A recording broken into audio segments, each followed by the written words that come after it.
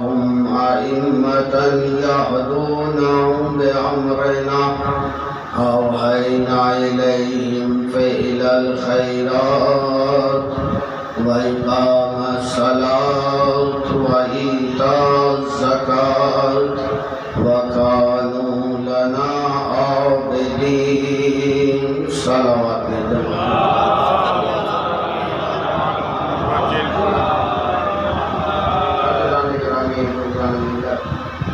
ماتم داران سید الشہداء،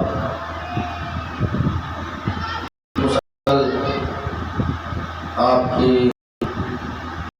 ان بہترین سماعتوں کے حوالے اس آیت میں گفتگو ہو رہی ہے اور کچھ رائے اور کچھ معروضات آپ کی خدمت میں پیش کیے تھے،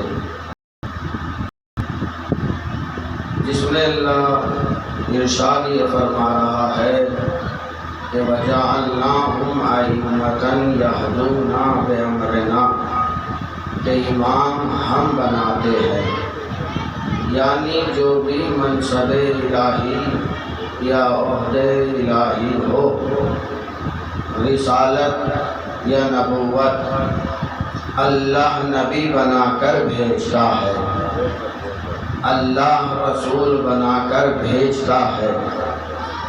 عزیزان گرامی، یہ قرآن مجید وہ کتاب ہے کہ جس میں ہر شے کا علم موجود ہے۔ بہت سی زبانیں اور تقریباً ہر زبان جس کے حروف کے معنی نہیں ہوتے، آپ کوئی سی زبان اٹھا کر دیکھ لیں، انگلش ہو، ہندی ہو، اردو ہو، فارسی ہو، کوئی سی بھی زبان ہو، حروف کے معنی نہیں ہوتے۔ مثلا ایک یا بی، ایک، اس کے معنی نہیں ہوتے، لیکن جب ہم نے حروف ملائے ALI تو علی بنا، تو حروف کے معنی نہیں ہوتے، لفظ کے معنی ہوتے ہیں۔ ہر زبان میں یہی ہے، لیکن قرآن کی وہ زبان ہے جس میں حروف کے بھی معنی ہے۔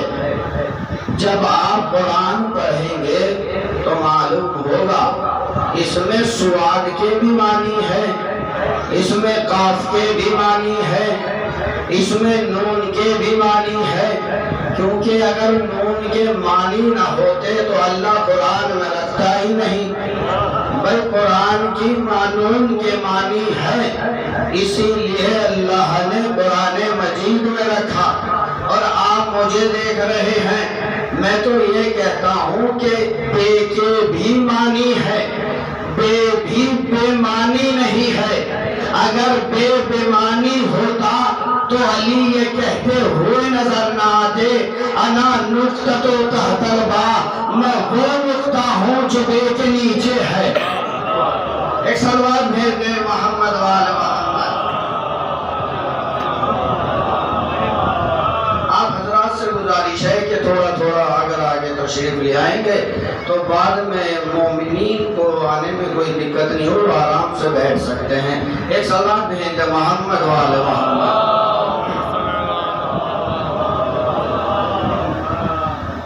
ایک اور صلوات بھیج دیں محمد وآل محمد۔ تو عزیزان گرامی، حروف کے بھی معنی ہے، حروف کے معنی ہے۔ اللہ نے قرآن مجید کو نازل کیا، توجہ چاہتا ہوں، اللہ نے توریت کو بھی بھیجا، اللہ نے زبور بھی بھیجا، اللہ نے انجیل کو بھی بھیجا، لیکن توریت کی ذمہ داری نہیں لی، انجیل کی ذمہ داری نہیں لی، زبور کی ذمہ داری نہیں لی۔ ایک صلوات بھیجنا محمد وآل محمد۔ اب آگے تشریف لے آئے۔ ایک اور صلوات بھیجنا محمد وآل۔ تو اللہ نے توریت کو نازل کیا، زبور کو نازل کیا، انجیل کو نازل کیا، لیکن توریت کی ذمہ داری نہیں لی، زبور کی ذمہ داری نہیں لی، انجیل کی ذمہ داری نہیں لی، لیکن اللہ کہتا ہے اِنَّا نَحْنُ نَزَّلْنَا الذِّكْرَ وَإِنَّا لَهُ لَحَافِظُونَ، ہم نے اس قرآن کو نازل کیا ہے اور ہم اس کی ذمہ داری لیتے ہیں، ہم اس کی حفاظت کرنے والے ہیں۔ میرے عزیزو، آپ نے غور کیا بھئی توریت ہے، زبور ہے، انجیل ہے، لیکن ان میں تحریف ہو چکی، یہ بدلی جا چکی، ان میں تغییر ہو چکی، جو نازل ہوئی تھی اور جو اب ہے بہت زمین آسمان کا فرق ہے۔ بھئی یہ فرق کیوں ہوا، یہ تبدیل کیوں ہوئی؟ کہا اس لیے ہوئی کہ جب تک صاحب توریت تھا تو توریت باقی تھی، جب تک صاحب انجیل تھا تو انجیل باقی تھی، لیکن اللہ کہتا ہے اِنَّا نَحْنُ نَزَّلْنَا الذِّكْرَ وَإِنَّا لَهُ لَحَافِظُونَ، ہم اس قرآن کی حفاظت کرنے والے ہیں۔ بھائی اللہ تو آسمان سے حفاظت کرنے کے لیے آئے گا نہیں، وہ تو لاٹھی لے کر بیٹھے گا نہیں قرآن کی حفاظت کرنے کے لیے۔ تو اس کا مطلب یہ ہے کہ غیب میں کوئی بیٹھا ہے جو قرآن کی حفاظت کر رہا ہے۔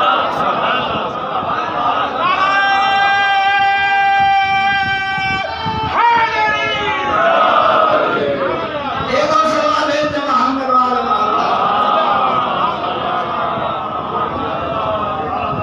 یعنی غیب میں کوئی بیٹھا ہے جو اس قرآن کی حفاظت کر رہا ہے۔ اور جب یہ قرآن نازل ہوا تھا تو اہل عرب اپنی زبان پر بہت ناز کرتے تھے، فخر کرتے تھے، غرور کرتے تھے، تکبر کرتے تھے کہ ہم جیسی زبان کسی کی زبان نہیں ہے۔ اللہ نے نازل کر کے ایک چھوٹا سا سورہ کوثر جس کو کہتے ہیں خانہ کعبہ کی دیوار پر لٹکوا دیا، اور لٹکوانے کے بعد کہا، اور جب اس پر کہا کہ لاؤ اس کا جواب، بھئی تم تو اہل زبان ہو، تم تو عربی جاننے والے ہو، تو لے آؤ اس چھوٹے سے سورے کا جواب، تو میرے عزیزوں ماننا پڑے گا جب یہ کوثر کا جواب نہ لا سکے تو شاید یہ کوثر کا جواب۔ یہ فرمان ہے کہ محمد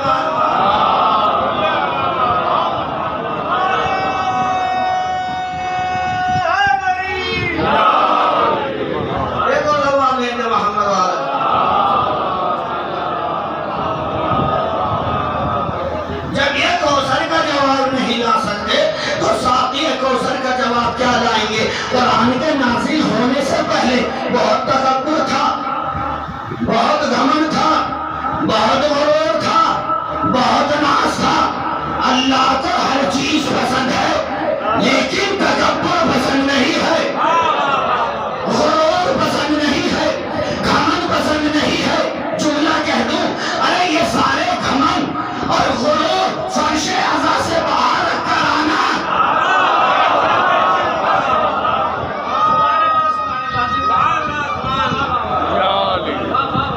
یہ فرش عزا سے باہر رکھ کر آنا۔ میں بہت بڑا وکیل ہوں، میں بہت بڑا جج ہوں، میں بہت بڑا جج ہوں، میں جج ہوں گے باہر، یہاں سب حسینی ہے۔ محمد والا محمد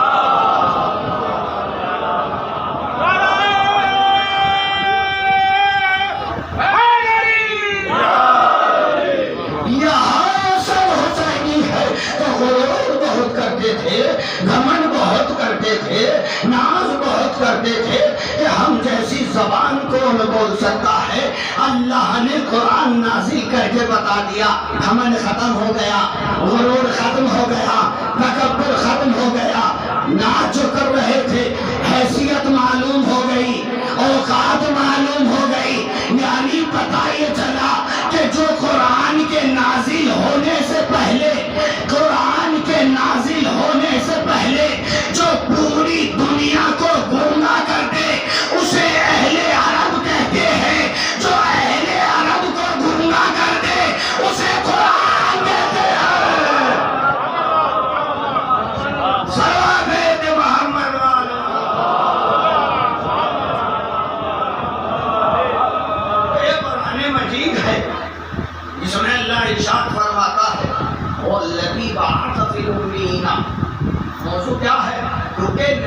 وہی بنا کر بھیجتا ہے. اگر رسالت پر کسی کو مبعوث کیا ہے تو وہ مبعوث کرنے والا ہے، ہم مبعوث کرنے والے نہیں ہیں. یہ وہ رسول ہے جس کو قرآن میں اللہ نے کبھی کہا، کبھی مدثر کہا، کبھی مبشر کہا، کبھی سراج منیر کہا، کبھی یاسین کہا، کبھی یاسین کہا، کبھی یاسین. قبلہ میں 2 حدیثیں پڑھنا چاہتا ہوں، توجہ چاہتا ہوں. 2 حدیثیں. بھائی پیغمبر اسلام کا نام کیا ہے؟ پیغمبر اسلام کو اللہ نے قرآن میں کیا کہا؟ یاسین کہا. اب 2 حدیثیں سنیے. یہ 73 فرقوں میں موجود ہے. ہر کوئی ان دونوں حدیثوں کو قبول کرتا ہے، کوئی تردید نہیں ہے. حدیث کیا ہے؟ پہلی حدیث تو سورہ یاسین کے حوالے سے یہ ہے کہ جس بچے کی ماں کا دودھ خشک ہو جاتا ہے تو وہ سورہ یاسین لکھ کر ماں کو پلا دے تو بچے کا رزق جاری ہو جاتا ہے. توجہ نہیں فرمائی آپ نے. بھائی یہ یاسین کس کا نام ہے؟ توجہ چاہتا ہوں. یاسین کس کا نام ہے؟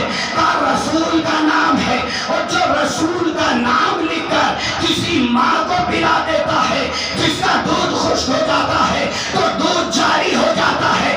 آپ نے توجہ ہی نہیں فرمائی. ارے جس کے صدقے میں دنیا کے بچے رزق پاتے ہیں کیا اس کے وجود سے اس کی ماں کا دودھ خشک ہو جائے گا؟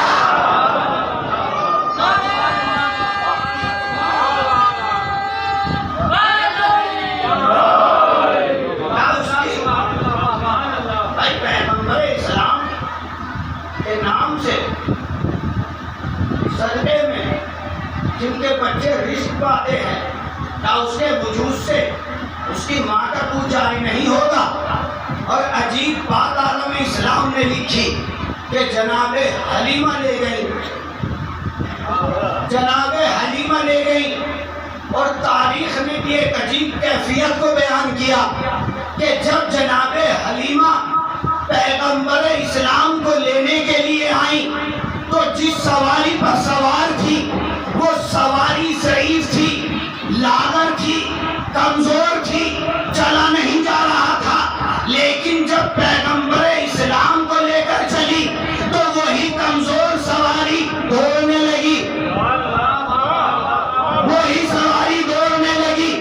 جب پیغمبر اسلام گھر پہ پہنچے تو درخت پھل نہیں دے رہے تھے، پھل دینے لگے. بکری دودھ نہیں دے رہی تھی، رسول کے صدقے سے بکری دودھ دینے لگی. میری آج تک سمجھ میں نہیں آیا حلیمہ رسول کو پال رہی تھی یا رسول نے حلیمہ کو پالا؟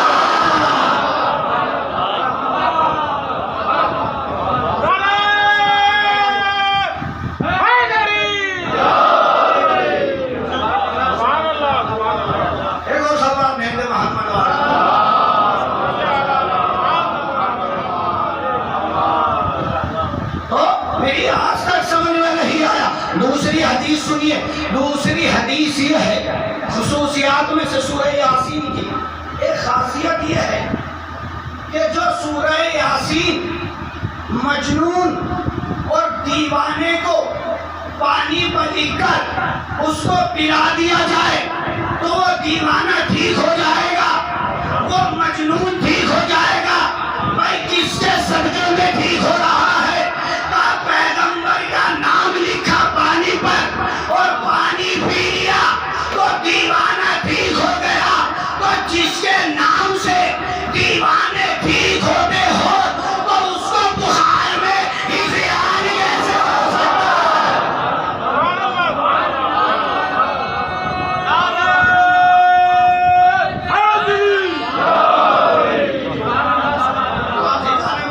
یہ 2 خاصیتیں اس سورہ یاسین کی ہے. یاسین اے میرے سید و سردار، ارے پیغمبر کی عظمت کو سمجھنا ہے اور فضیلت کو سمجھنا ہے تو فرش اعظم پر آؤ. فرش اعظم بتائے گی کہ رسول کیا تھے. ہمیں یہ نہ کہو کہ تم نے علی کو بڑھا دیا، ہم نے علی کو نہیں بڑھایا، تم نے رسول کو بتا دیا. جب رسول کٹ گئے تو علی بلند نظر آنے لگے. پر علی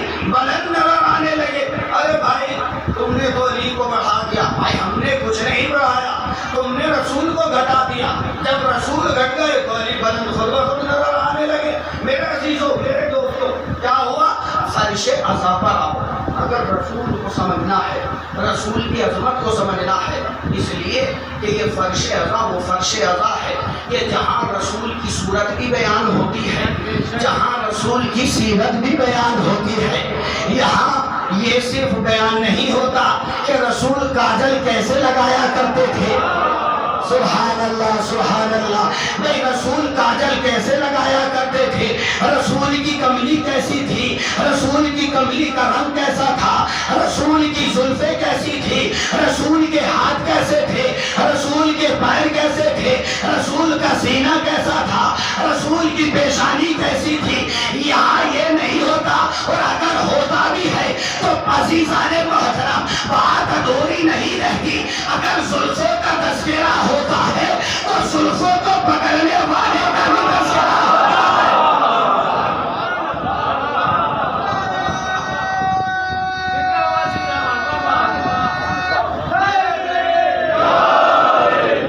تو یہاں صرف زلفوں کا تذکرہ نہیں ہوتا، زلفوں کو پکڑنے والوں کا بھی تذکرہ ہوتا ہے. یہاں دوش کا تذکرہ نہیں ہوتا، دوش پر سوار ہونے والے کا بھی تذکرہ ہوتا ہے.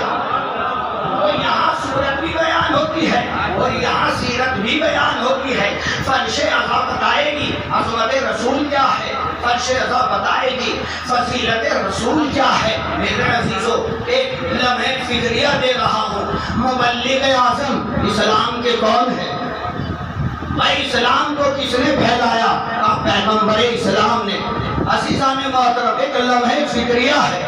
اسلام، شریعت، دین، قبلہ، دین، اسلام، شریعت، قرآن، یہ تمام احکام ہم تک کس نے پہنچائے؟ کہا محمد نے.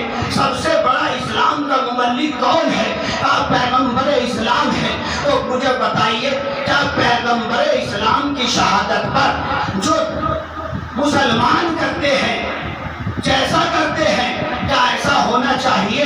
نہیں. اس سے بڑے بڑے پروگرام ہونے چاہیے تاکہ دنیا والوں کو سمجھ میں آئے کہ جس کا تذکرہ ہم کر رہے ہیں، جس کا یوم شہادت ہم منا رہے ہیں، وہ مبلغ اعظم تھا. اس نے اسلام کو پہنچایا تھا، اس نے دین کو پہنچایا تھا، اس نے شریعت کو پہنچایا تھا. میرے عزیزوں، جو رسول کے ساتھ ہوا وہ نہیں ہونا چاہیے تھا. بھائی رسول کے جنازے کو چھوڑ کر کون جانے والے تھے؟ بھائی یہ تو مبلغ اعظم ہے، یہ مبلغ اعظم ہے. رسول کے جنازے کو چھوڑ کر جانے والے کون تھے؟ مجھے تعجب نہیں ہوا کہ رسول کے جنازے کو چھوڑ کر بھاگے. ارے جو زندگی میں رسول کو چھوڑ سکتا ہے،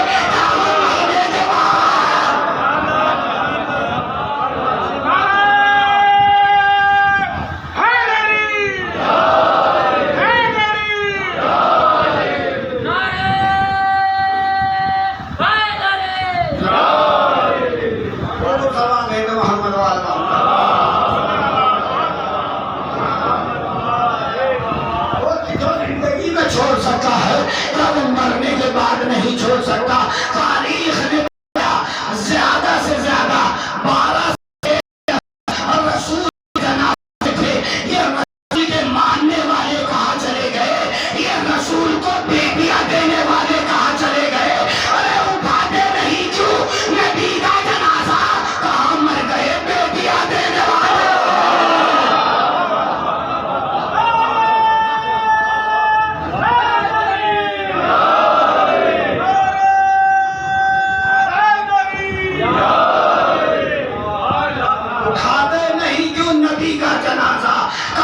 گئے بیٹیاں دینے والے؟ یاد رکھنا، یاد رکھنا، ایک ایک ظلم کا حساب ہوگا. جب وہ غیب سے آئے گا، رسول کا بھی بدلہ لیا جائے گا، علی کا بھی بدلہ لیا جائے گا، فاطمہ کا بھی بدلہ لیا جائے گا. لبیک یا حسین، لبیک یا حسین، لبیک یا حسین.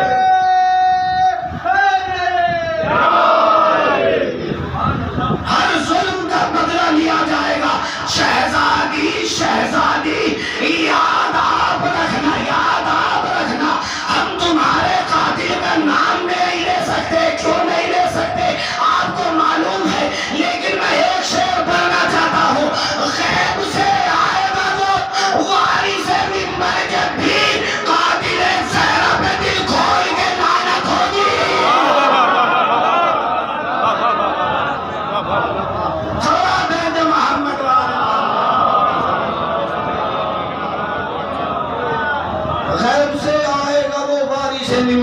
جب بھی قاتل زہرا پہ دل کھول کے لعنت ہوگی.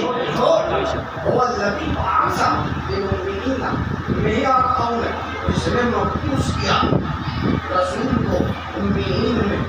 دیکھیے اللہ نے قرآن مجید میں دوسری جگہ ارشاد فرمایا وما آتاکم الرسول فخذوہ وما نہاکم عنہ فانتہوا، جو تمہیں رسول دے وہ لے لو اور جس سے روکے رک جاؤ.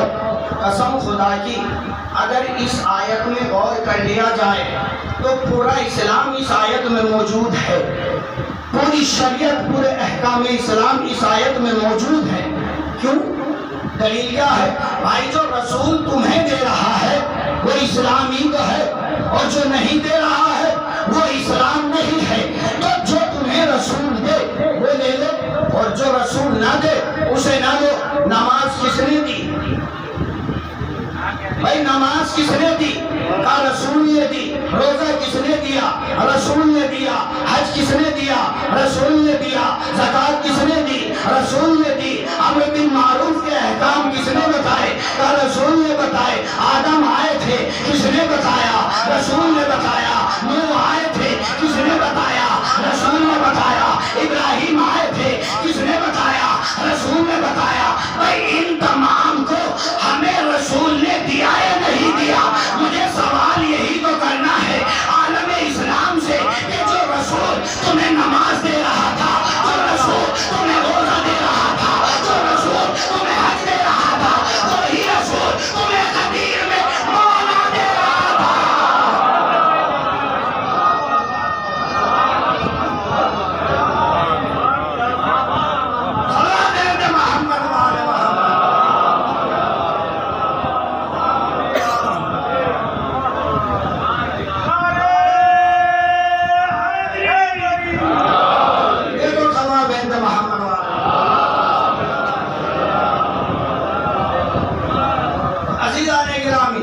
جو رسول تمہیں نماز دے رہا تھا، جو روزہ دے رہا تھا، جو حج دے رہا تھا، جو زکوٰۃ دے رہا تھا، وہی رسول تمہیں غدیر میں مولا بھی دے رہا تھا. اچھا جب مولا بنایا تو بڑے مسکرا کے کہہ رہے تھے، بڑے خوش تھے، بڑے شاد تھے، بڑے خوشحال تھے. بخین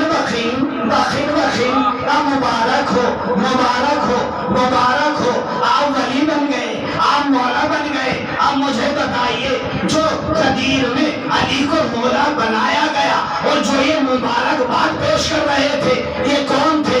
صحابہ تھے. تو اس کا مطلب یہ ہوا نا جب بھی غدیر آئے گی اور ولایت علی کا اعلان ہوگا تو میرے عزیزوں صحابہ کی سنت کا کلمہ پڑھنے والوں سنت تو یہ بنی کہ جب غدیر آئے تو ایک دوسرے کو مبارکباد پیش کرو.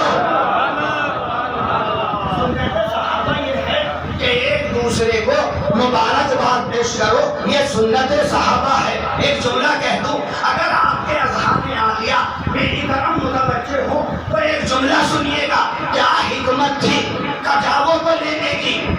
بھائی کیا حکمت تھی کجاووں کو لینے کی جب آصف بریہ چشم زدن میں ایک تخت لا سکتا ہے تو کیا مدینے نہیں لا سکتے؟ کیا مدینے نہیں لا سکتے؟ تو یہ کیا حکمت نبی تھی، یہ کیا حکمت رسول تھی کہ کجاووں کا منبر بنایا. اور جب کجاووں کا منبر بنایا اس منبر پر تشریف لے گئے اور وہاں اعلان کیا نبی آواز دیں گے. ارے تم میری حکمت کو سمجھ نہیں سکتے. ان کا کام یہ ہے کہ صبح جاتے ہیں شام میں گھر آتے ہیں، صبح جاتے ہیں شام کو گھر آتے ہیں. ارے جب یہ کجاوا صبح کو اونٹ پہ رکھے تو علی یاد آئے، شام میں اتارے تو علی یاد آئے. سلام بھیج محمد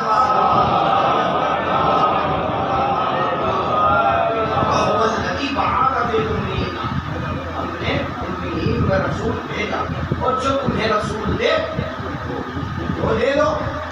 نماز روزہ حج زکوٰۃ یہ تمام چیزیں رسول نے تمہیں عطا کی ہیں، لے لو۔ تو پھر جو رسول تمہیں مولا دے رہا تھا، مولا لینے میں کیا موت آ رہی تھی؟ کیوں مولا نہیں لیا؟ کیوں مولا نہیں لیا؟ عزیزان محترم، ایک روایت پڑھتا ہوں، ایک سوال بھیج دیں محمد والا۔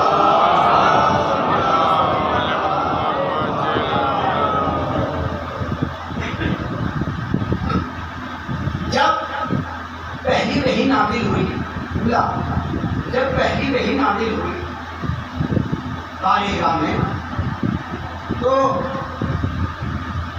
نبی کو معلوم نہیں تھا کہ میں نبی بن گیا، اور یہ پہلی وحی ہے، نبی کو نہیں معلوم تھا۔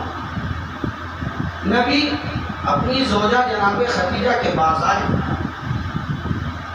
پسینے میں نہا رہے ہیں، پریشان ہیں، مشکل میں گرفتار ہیں۔ خدیجہ نے پوچھا کیا ہوا؟ کہا ایسا ایسا معاملہ ہے۔ جناب خدیجہ اپنے چچا زاد بھائی کی طرف دوڑی، جس کا نام نوفل ہے۔ جب نوفل آیا تو نوفل نے بتایا کہ یہ پہلی وحی تھی، اور تم مبارک ہو، بہت مبارک ہو، تمہیں اللہ نے نبی بنا دیا۔ یعنی خود نبی کو معلوم نہیں کہ میں نبی بن گیا۔ خدیجہ کے چچا زاد بھائی بتا رہے ہیں کہ تم نبی بن گئے۔ کیا میں نے کل ایک آیت نہیں پڑھی تھی؟ عیسیٰ نے جب کہوارے میں کہا تھا انی عبداللہ وآتانی الکتاب وجعلنی نبیا، اللہ نے مجھے نبی بنا کر بھیجا ہے۔ عیسیٰ کو تو معلوم ہے کہ میں نبی بنا کر بھیجا گیا ہوں، رسول کو معلوم نہیں ہے کہ میں نبی بنا کر بھیجا گیا ہوں۔ نبی کو معلوم نہیں ہے کہ میں نبی بنا کر بھیجا گیا ہوں۔ یہ کیا بات ہوئی؟ اور عزیزان محترم، سیوطی نے ایک عجیب بات لکھی جب رسول نبی بنے۔ کیا بات ہے؟ عالم اہل سنت بہت ہی مشہور و معروف، انہوں نے یہ لکھا کہ پیغمبر اسلام، خود پیغمبر اسلام بیان کر رہے ہیں کہ میں جنگل میں تھا، میں صحرا میں تھا، اور میں نے دو نفر کو آتے ہوئے دیکھا۔ توجہ چاہتا ہوں، آہستہ سے سنیے گا، لطف آئے گا۔ اور ایسے دو نفر تھے کہ جن کو میں نے آج تک نہیں دیکھا۔ ایک نے دوسرے سے کہا یہ وہی ہے، یہ وہی ہے، کہا کہ یہ وہی ہے۔ کہا دونوں پیغمبر اسلام کی طرف دوڑے اور پیغمبر اسلام کو پکڑ لیا، اور جب پکڑ لیا تو زمان زمین پہ پیغمبر اسلام کو لٹا دیا، اور جب پیغمبر اسلام کو لٹا دیا اب آپریشن شروع ہوا پیغمبر اسلام کا۔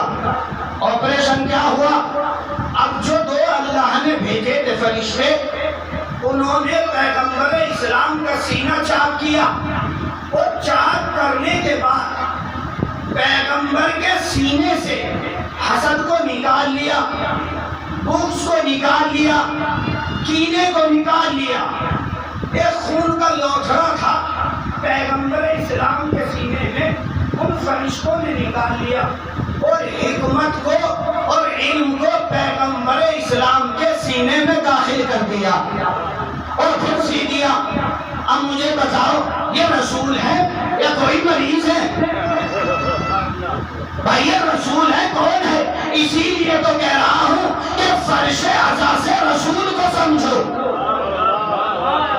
اسی لیے کہہ رہا ہوں فرش عزا سے رسول کو سمجھو۔ بھائی چاک کیا سینہ، حسد کو نکالا، کینے کو نکالا، یعنی اس کا مطلب یہ ہوا کہ جب پیغمبر وہاں سے آئے تھے تو دل میں کینہ بھی تھا، نعوذ باللہ، حسد بھی تھا، بغض بھی تھا۔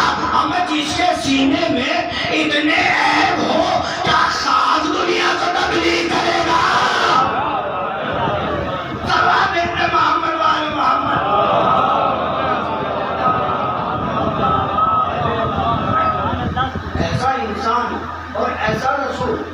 میں تبھی کہہ رہا ہوں فرش عزا سے رسول کو سمجھو. عظمت رسول کیا ہے یہ فرش میرے عزیزو. آج محرم کی 5 تاریخ ہے. یہ فرش عزا اس کی عظمت. مجھے ایک شخص نے کہا کہ ماتم کے حوالے سے 2 جملے عرض کرنا، لیکن میں ان کو یہاں پر نہیں دیکھ رہا ہوں. سنیے گا اور پھر رد مسائل ہیں. قبلہ امام خمینی نے کہا کہ یہ جو ہم اپنے ہاتھ اپنے سینے پر مارتے ہیں یہ ہم اپنے سینوں پر نہیں مارتے، یہ یزیدیت کے چہرے پر جا کر لگتے ہیں. یہ یزیدیت کے چہرے پر جا کر لگتے ہیں. یہ یزیدیت کے چہرے پر جا کر لگتے ہیں. ہاتھ ہم مارتے ہیں کیونکہ یزیدیت کو ہوتا ہے. سینے پہ ماتم ہم کرتے ہیں کیونکہ یزیدیت کو ہوتا ہے. اب فیصلہ آپ کو کرنا ہے کہ یزیدیت کے چہرے پر تماچا ایسے مارنا ہے یا ایسے مارنا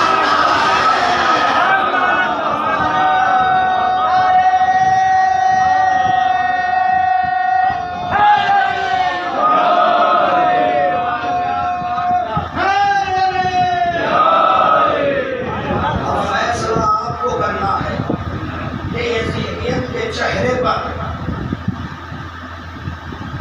ایسے مارنا ہے یا ایسے مارنا ہے. جتنی زور سے مارو گے یزیدیت کو اتنا دکھ ہوگا کہ یہ فرش عزا ہے. دوستی کا پیغام یہاں سے ملے گا، محبت کا پیغام یہاں سے ملے گا، الفت کا پیغام یہاں سے ملے گا. دوستی کا پیغام حبیب ابن مظاہر حسین نے ایک خط لکھا تھا اور حبیب کربلا میں آ گئے تھے. ہر پیغام یہاں سے ملے گا. اور عجیب بات یہ ہے میرے عزیزوں اور میرے دوستوں اور میرے بزرگوں، جیسی مائیں کربلا میں ہم نے دیکھی ہیں ایسی مائیں ہم نے زمین پر نہیں دیکھی. آج والا محمد کا ماتم کرنا ہے، ان کا ماتم کرنا ہے نا جن کا ماتم زینب نے نہیں کیا ہے. ان پر رونا ہے جن پر زینب نہیں روئی، بلکہ میری مائیں بہنیں موجود ہیں. ان کو یہ سوچ کر ماتم کرنا ہے والا محمد کا کہ ہم کنیزان زینب ہیں، شاید ہمارے ماتم سے زینب خوش ہو جائے. تو ہم نے جیسی مائیں کربلا میں دیکھی ہم نے روئے زمین پر نہیں دیکھی ہے. ہر ماں شب عاشور یہی کہہ رہی ہے میرے لال کل تمہیں حسین پہ قربان ہو جانا ہے، تمہیں حسین پہ فدا ہونا ہے. یہ تو وہ ہیں جو صاحب اولاد ہیں، لیکن جو صاحب اولاد نہیں تھی وہ یہ دعا کر رہی تھی اللہ اگر ہم صاحب اولاد ہوتے تو ہم اپنی اولاد کو حسین پہ قربان کر دیتے. جزاک اللہ جزاک اللہ.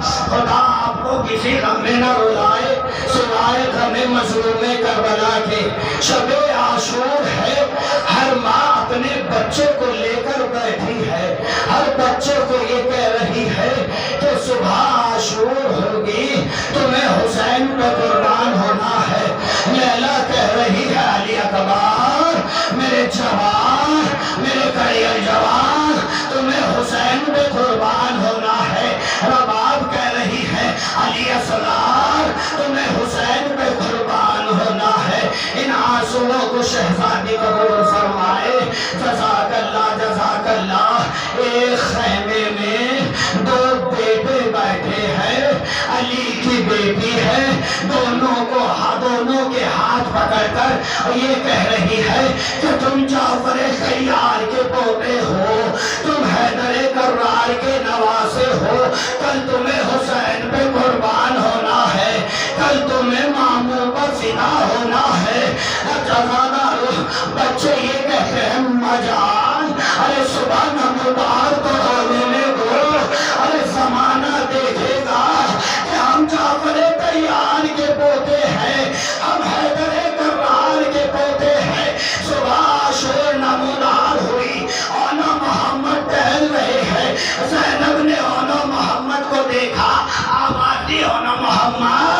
ابھی تک تم زندہ ہو، جزاک اللہ جزاک اللہ۔ اور نہ محمد کہتے ہیں اماں جان ہم کیا کریں،